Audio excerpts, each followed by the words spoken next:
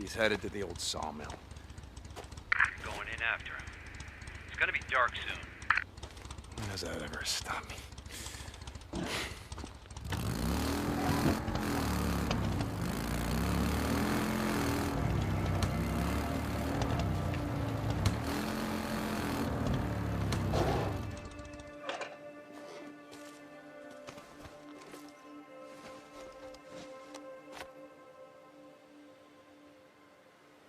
His bike's down.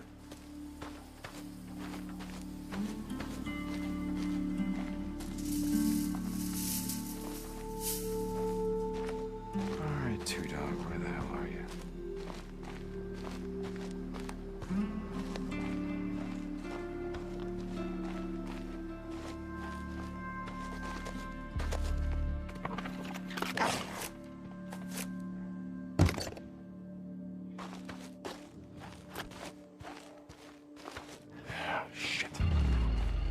Go on. Get out of here. Get out.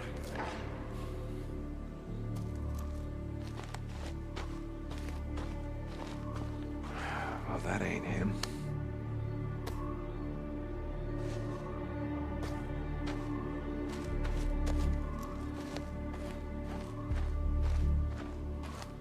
All right, let's see. Yep. I could use that.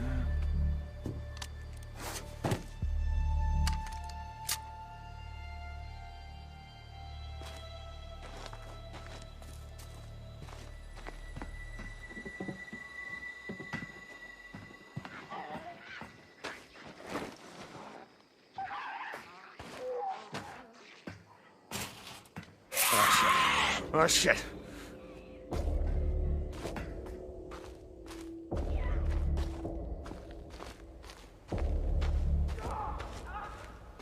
Two Dog.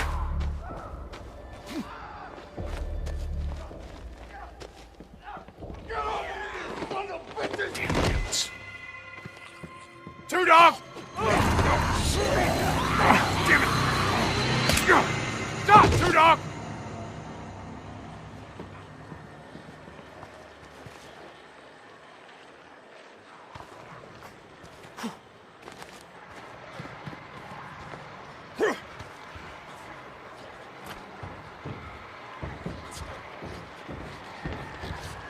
Look around, brother!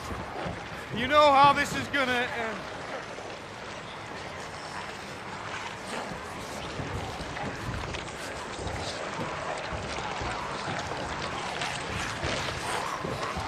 Where you at?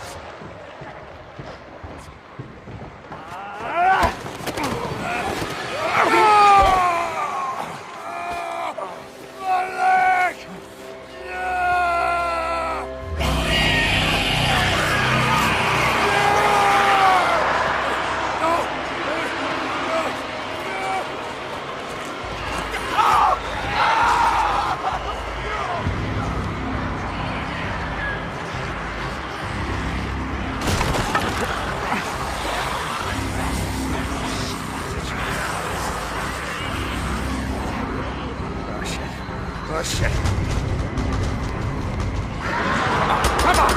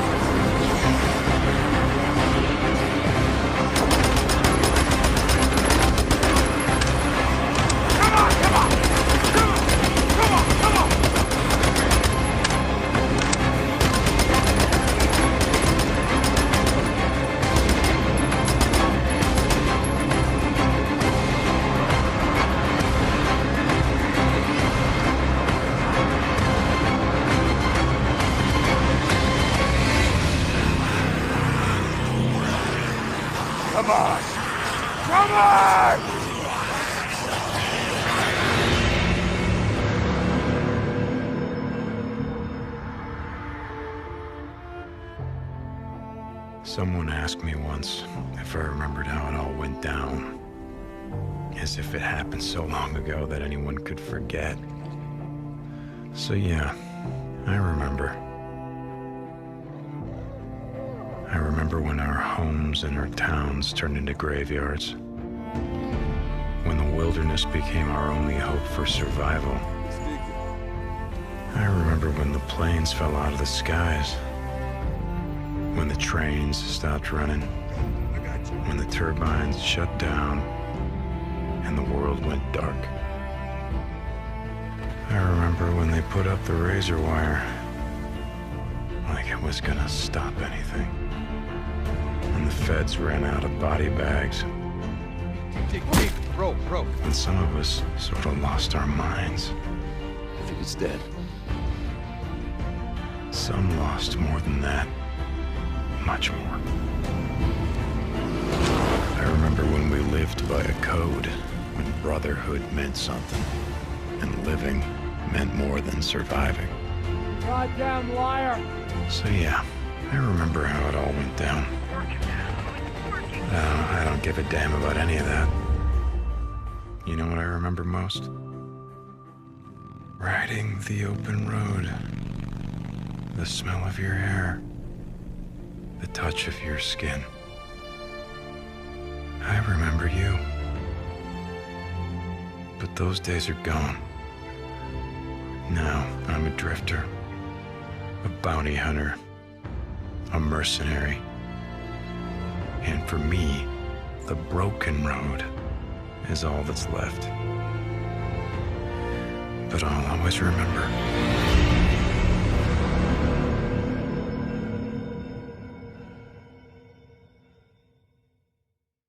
Hey guys, we are back here on PlayStation Livecast, coming at you live. We're here in the PlayStation booth, and we are here with John and Chris from Ben's studio. Jeff, I was told you were Chris. You're Jeff. They lied. I wish I was. They lied.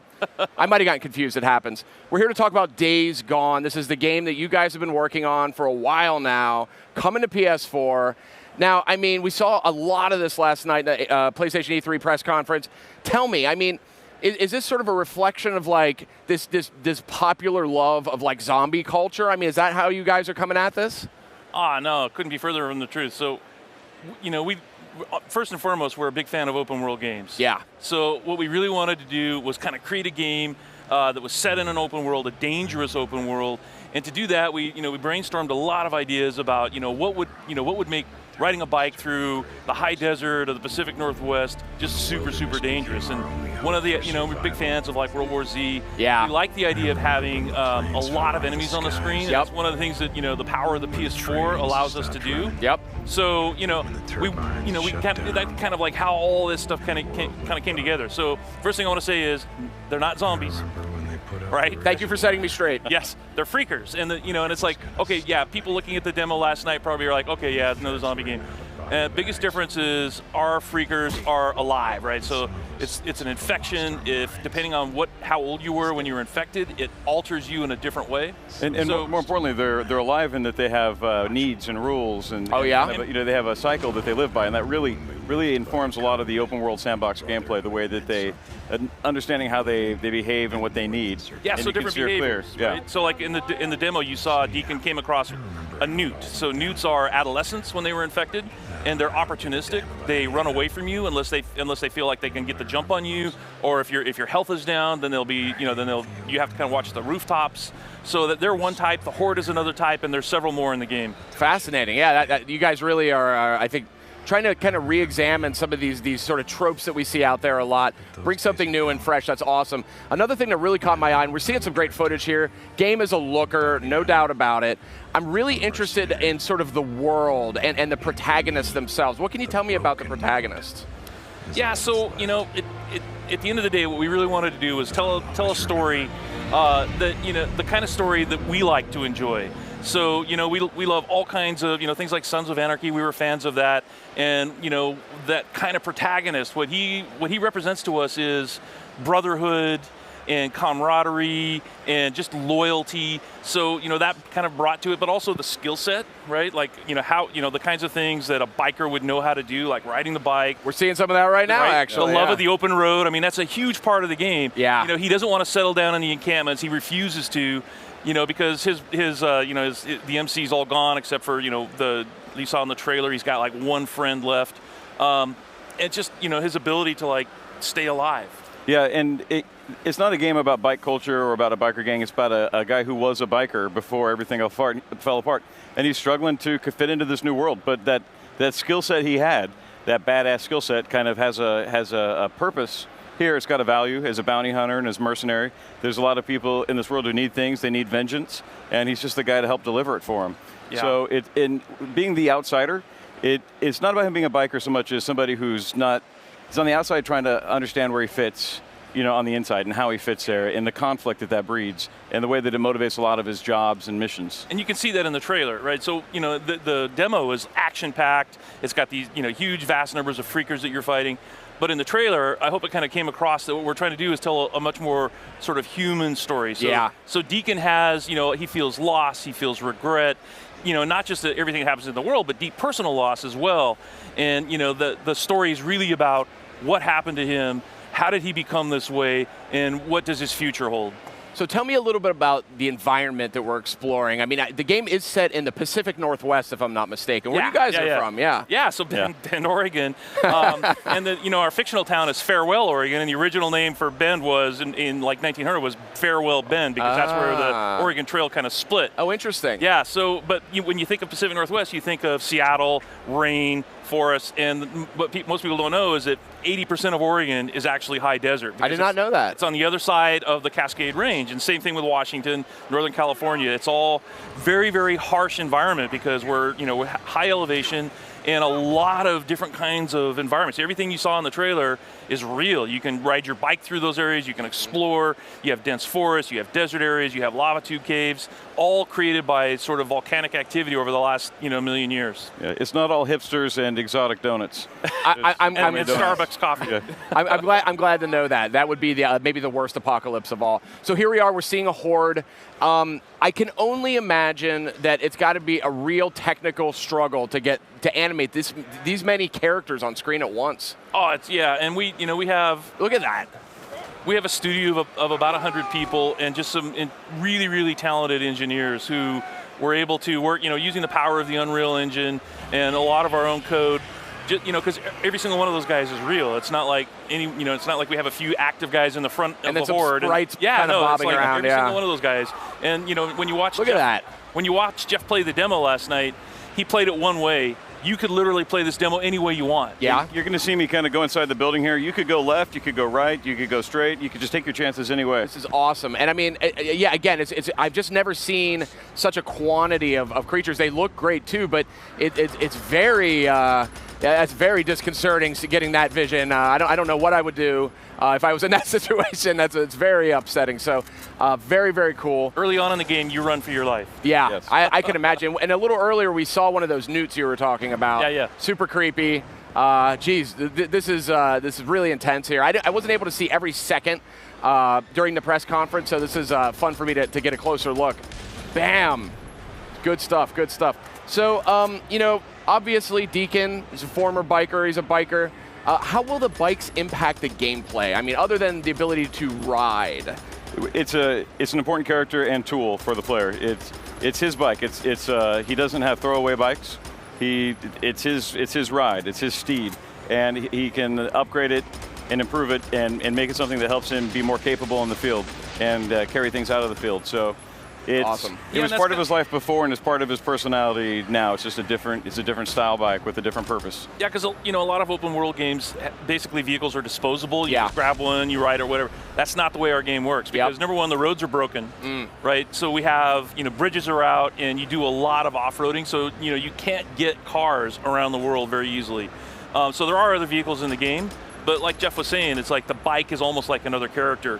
And like the trusty steed. Yeah, exactly. Yeah. Are you going to be able to upgrade or maintain the bike in various ways? Or Yeah, we're not going into a ton of detail about that, but yeah, you know, one of the things we really sort of wanted to do was ground the game. Yeah. So it's very realistic. You know, we didn't want it to be kind of a chore right, for the player, but yeah, there's definitely some aspects of, you know, what you would expect to, you know, if you were thinking to yourself, what would I do in a post-apocalyptic world where everything's trying to kill me? You know, we kind of wanted to try to deliver on that. That's awesome. So we're still seeing this horde, and this is really an awesome set piece. And you were talking a little bit about alternate paths. I'm told that there are, you know, there's traps, there's gadgets, there's crafting. Tell me a little bit about how that factors in here to Days Gone. Well, so, you know, Deacon, he's kind of an everyman, and, you know, what do we like? We like to duct tape stuff together and feel like heroes, right? Yeah. We like to solve problems with duct tape. And it started with Ripley and Aliens, I think. Yeah. So, you know, he's a MacGyver in this world, and he really kind of has to, there's what he knows and then what he can learn, and the ability to kind of make things out of what's around the world. The ability to turn an airbag into a bomb and combine disposed electronics as proximity mines are all tools he learns just to kind of stitch these things together really quick and use them as tools against the horde and against other enemies. And down in the theater demo today, there's an extended version of what you saw last night. Awesome. That has alternate paths, and it shows a lot of that. And it's, you know, what we're calling it is brutal sandbox combat. Because what you can do is, like Jeff was saying, it's like what the player wants to do, we try to empower that. So, you know, when you're fighting the horde, there's just, you can, you know, depending on what you bring into that encounter, you can take them on almost any way you want. That's awesome. Now, one thing I did notice, and maybe it's just me, and I'm kind of extrapolating a little bit about the freakers that you mentioned earlier. They're still technically alive, so they're not the undead. No, yeah, they are alive. They are alive. So, is this a game where headshots are necessary to take down one of these freakers? I mean, that's a classic sort of zombie trope. It looked to me like maybe that wasn't the case here, but I might be wrong. No, see, it's not about, because they're living creatures. Yeah. In fact, one of the terms that Jeff coined is the freakosystem, because if the player were to just kind of wander around and just use stealth and kind of watch them, you'll see swarmers attacking the newts, right? So you have this, they're interacting with each other because they're trying to stay alive too. They're trying to eat, they're trying to drink, they're trying to, you know, stake out territory or whatever. So yeah, you could take a headshot, certainly, but you know, if you shoot them in the heart, they'll die just as quickly. That's fascinating. That's a really interesting take on that. And I mean, clearly you guys have a very different vision compared to whether it's The Walking Dead or something like that. But I'm curious, you know, zombie culture is really big. I'm curious what it is about themes like some of the ones that we see here in Days Gone. What make those so appealing to so many people over such a long period of time? Oh, you know, to me, I think it begins with just some latent fears we all have about our own future. You know, the way that we're draining resources. I think for me personally, when Katrina hit, I realized, oh man, we're all alone out there. Yeah. Like when shit goes down, we got a government infrastructure, but it's probably not for us. It's probably for some people, you know. And so I personally trace kind of the outbreak of the zombie genre kind of to that era, and I think nobody can put their finger on it, but it's just, I think we all realize we're alone, and we have to learn how to make do for ourselves and look out for ourselves and our friends and our families, because nobody else is going to do it. And that's how Deacon and the few survivors survived, is they didn't wait for the government to come rescue them. They did it themselves. And everybody else who went to government checkpoints, they probably died. Yeah. And it wasn't a smart move. You know, and I think the most powerful experiences, whether it's film or games, is all about, you know, conflict. And there's nothing more hazardous and dangerous in a world that's literally filled with things that want to kill you. And so I think it kind of builds drama into any situation. Yeah, if you're facing that. Yeah, I would never want to face that. That is terrifying. And again, it's such a fresh array of features that you guys are bringing to some concepts that we've seen before, but now we're seeing them from a very different perspective. Really excited about Days Gone. I know you guys are still deep in development on this one. Are you flirting with a release time frame at all? Do you have any idea when this game's coming out? Yeah, we have some vague, we're not talking about that right now, but you know, one of the things that we really love about being part of Sony is that they really want the game to be awesome. You know, so like we said, we've been working on this game for over 3 years, and you know, it just allows us time to develop every part of it, the character and the, you know, and the world and the setting, and it's just been, you know, it's just been really awesome to have the time to make the best game we can. Guys, I appreciate it so much. Thank you for coming by PlayStation Livecast. Really, game's looking fantastic. Thanks for having us, man. Yeah, absolutely one of my standouts of the show. We are going to hear more about Days Gone in the days to come, I think.